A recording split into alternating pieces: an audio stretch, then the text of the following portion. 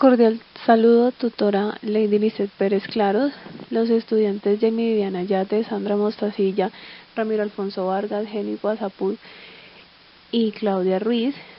Le presentamos nuestro trabajo que corresponde a la tarea 5, evaluación final. El siguiente tema escogido fue prevención de riesgos radiológicos. Tenemos como objetivos generales dar a conocer la forma de mitigar los riesgos derivados del uso de radiaciones y promover la aplicación de los principios básicos de protección y prevención radiológica con el fin de evitar o limitar la aparición de efectos biológicos. Dentro de los específicos, establecer un caso clínico y mediante las acciones de enfermería brindar solución. Conocer los diferentes factores de riesgo que desencadenan la probabilidad de sufrir un accidente radiológico y conocer las medidas preventivas para mitigar los riesgos radiológicos en los pacientes.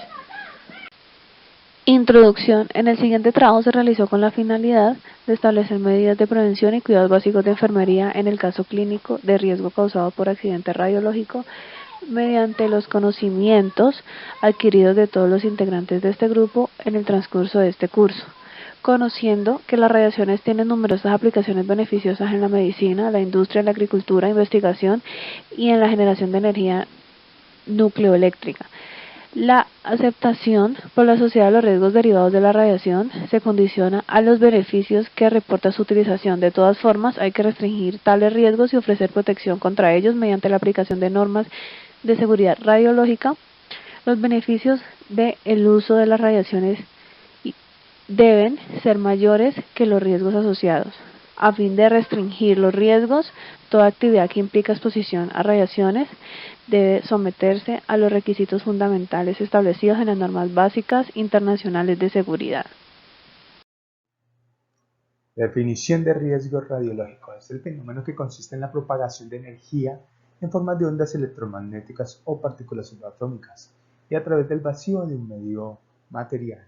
El riesgo radiológico dado por la exposición a las radiaciones ionizantes pueden estar asociados a equipos, generadores o fuentes radioactivas. Los equipos generadores comprenden desde los equipos de rayos X como los utilizados en la práctica de radiodiagnóstico. Las personas se pueden radiarse principalmente de dos formas: radiación externa y por contaminación radioactiva. Radiación externa es cuando una fuente emisora de radiación se encuentra fuera de la persona que se expone y es irradiada. Esta radiación puede ser de cuerpo total, parcial o localizado. Y la fuente de radiactivas en contaminación. En esta la fuente emisora se encuentra en contacto con las personas. Si está en la superficie, en la piel, mucosas, la contaminación es superficial. Si la fuente se encuentra en el interior del organismo, entonces es una contaminación interna. Esta situación exclusivamente puede presentarse con fuentes radioactivas. Bueno, buenas noches, mi nombre es Sandra Mostacilla. El día de hoy les vengo a hablar sobre la clasificación del tema de la prevención de riesgos radiológicos. Entonces, bueno, dentro de la clasificación tenemos la humedad relativa, tenemos las presiones anormales, tenemos también las temperaturas extremas, que pueden ser altas o bajas, la iluminación inadecuada por exceso de efecto, las radiaciones ionizantes o no ionizantes, las vibraciones y el ruido.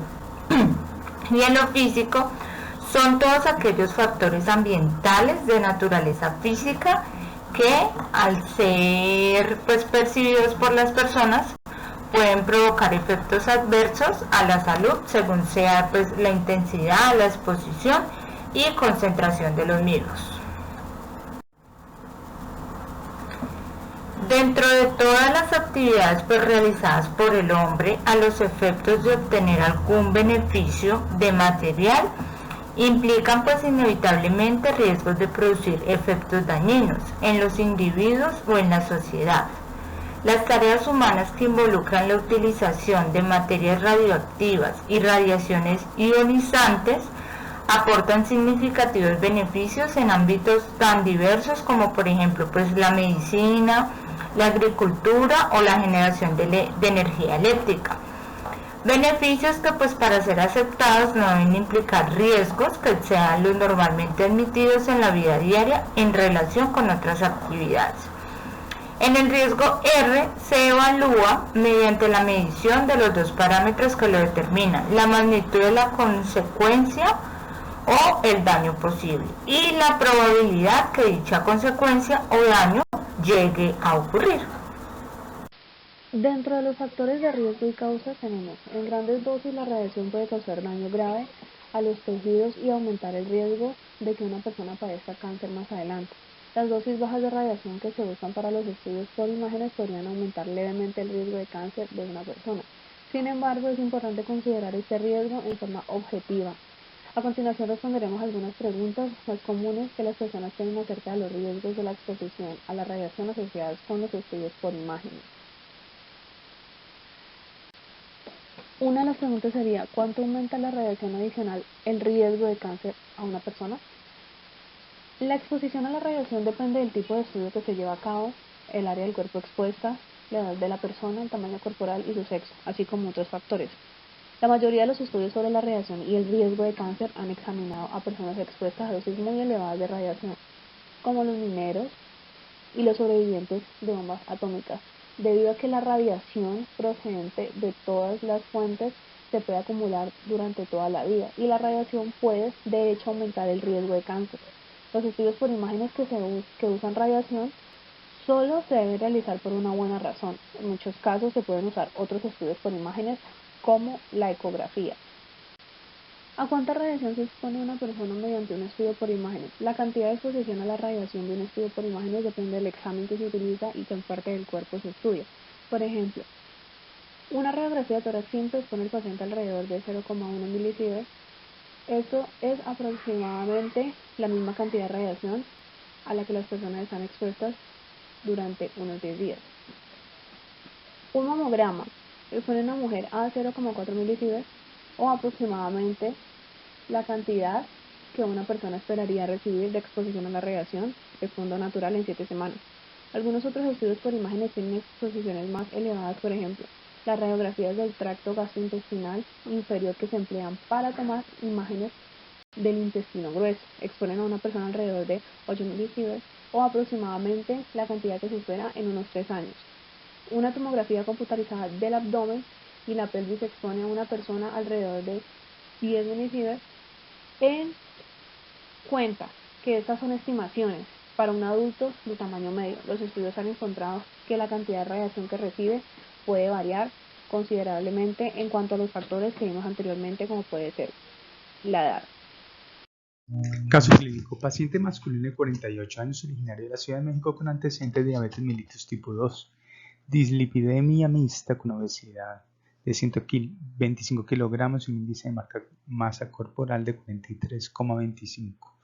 En clase funcional de NYHA3, ingresó a urgencias por presentar disnea progresiva de medianos a pequeños esfuerzos y angina de pecho típica de isquemia. Ecocardiograma con bloqueo de rama izquierda completo, ecocardiograma transtorácico con hipocinesia severa en región anterolateral, septal y lateral, PEVI del 12%, ecoduotamina con mejoría de la contractilidad en segmento anterior a dosis máximas con incrementos de PEVI de menos 10%. Positivo para isquemia. El cateterismo reveló una lesión severa subclusiva del 95% de la arteria descendente anterior, segmento proximal severamente calcificada. Se procedió a realizar angioplastia coronaria transluminal percutánea, sin éxito, sin lograr el cruce del balón o stent en el sitio de la lesión debido al abundante calcio. Se intentó con apoyo del Schindler microcatéter Cutting Balloon 2.0 por 10 ml y 2.5 por 10 ml, sin éxito, con una duración del procedimiento aproximadamente de 3 horas. La dosis total de radiación fue de 11,5 Gy, con fluoroscopia Artemisifluorescence. 3 días después se decidió realizar un segundo intento con rotablación direccional con fresa Rotalink de inicio de 1.25 mililitros y posteriormente 1.50 mililitros, logrando el cruce de la lesión con rotablator. Posterior se realizó predilatación con balón de 2.0 por 18 milímetros y 2.5 por 18 milímetros. Y finalmente implante de stent medicado de 3.0 por 30 milímetros. Con apoyo de imagen Clear Stent se observó falta de expansión del stent en su segundo proximal, por lo que se postdilató dicho segmento con balón de 3.5 por 12 mililitros. Con adecuada posición e implantación de este, con una duración de procedimiento de 2 horas. Dosis total de radiación fue de 13.47. Con fluoroscopio RTC-Fluor de Siemens mejoró la función sistólica con aumento de FeVI a 28% y mejoría de la clase funcional. Persistió el bloqueo de la rama izquierda, completo con QRS de 150 milisegundos, por lo que en un futuro inmediato se valorarán criterios de resincronización cardíaca. A los 10 días del procedimiento, el paciente desarrolló una lesión eritematosa mayor en el tórax posterior izquierdo, sin presentar síntomas de dolor o prurito. Se observó placa eritematosa de 14 centímetros de diámetro bien definida con márgenes irregulares, conformada por múltiples pupilas y vesículas, con aumento de la temperatura local. Se interconsultó con los servicios de oncología y dermatología, con manejo a base de ácido diario, con antisépticos locales, más aplicación de hidrocortisona tópica 2 veces al día durante 15 días y crema neomicina y retinol planos durante 2 meses. Al mes de evolución, con engrosamiento de lesión presentaba pigmentación e hiperkeratosis.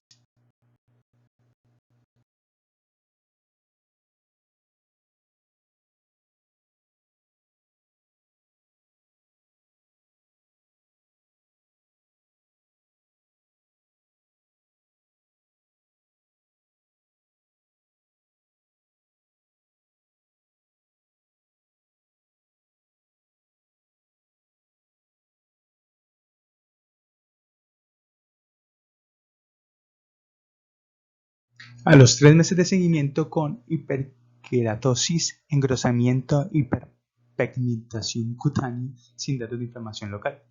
A los 5 meses de seguimiento hubo disminución de pigmentación cutánea. La evolución a los 8 meses continuó con mejoría, con disminución de la pigmentación cutánea y con mayor uniformidad de lesión.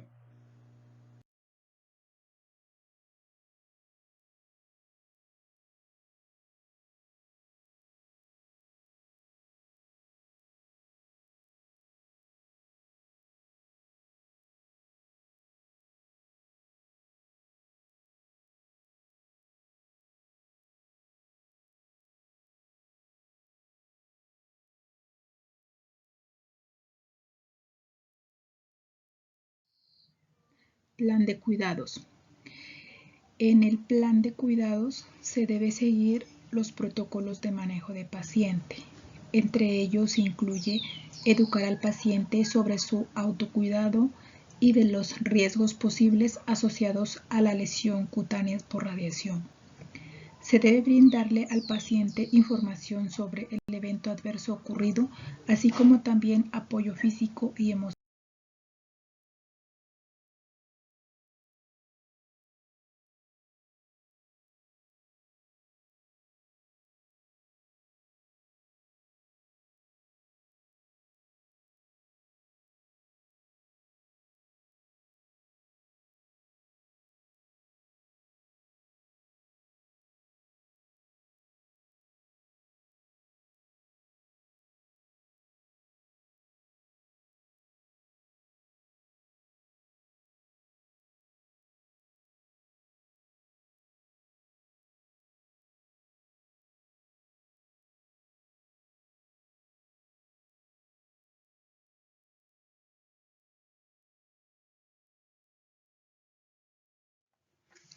En el tratamiento base para la lesión cutánea por radiación incluye control del dolor y la prevención de infección con una completa recuperación esperada de 3 a 6 meses posterior a la exposición.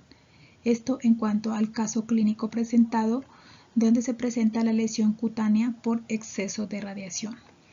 Se debe seguir y aplicar las medidas de bioseguridad en la atención y cuidado del paciente, en el que se debe evitar el riesgo de transmisión de microorganismos y las posibles infecciones que se puede presentar de una persona a otra.